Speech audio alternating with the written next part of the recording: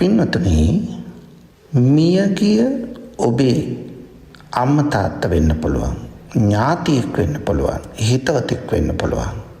සිහිනෙන් දැක්කොත් මොකද වෙන්නේ? හොඳට අහගන්න.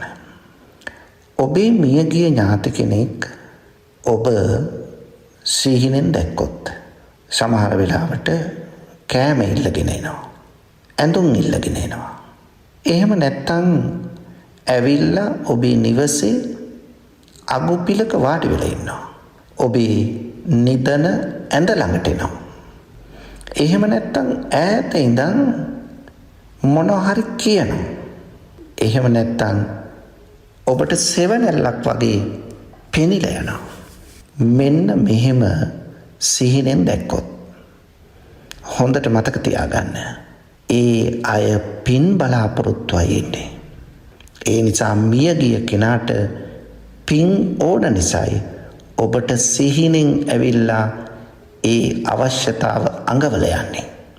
බලන්න, එදා බිම්බිසාර රජු තමන්ගේ මියගිය ඥාතීන් සිහිනෙන් දැක්කා. මියගිය ඥාති පිරිස ඇවිල්ලා ආහාර ඉල්ලනවා. මේ සිද්ධිය පසුදා බුදුරජාණන් වහන්සේ මුණ ගැහිලා බුදුහාමුදුරුවන්ට රජතුමා කියනවා. බුදුරජාණන් වහන්සේ පෙන්වනවා, රජතුමනි, ඔබේ මියගිය ඥාතීන්ට ඒ ඉන්න තැන ආහාර හිගයක් තියෙනවා. ඒ නිසා ආහාර නොලැබෙන නිසා තමයි ඔය ආහාර ඉල්ලගෙන ඇවිල්ලින්නේ. ඒ නිසා දැන් ඒ අයට ආහාර දෙන්න ඔබට බෑ. ඔබ කරන්න ඕන ආහාර පූජාවක් සිද්ධ කරලා, ඒ කියන්නේ දානයක් පිරිනමලා එයින් ලැබෙන පින අනුමෝදන් කරන එකයි. ඒ වගේම බිම්බිසාර රජතුමා දකිනවා තමන්ගේ ඒ ඥාති පිරිසම ඇවිල්ලා ඇඳුම් නැතුව ඉන්නවා.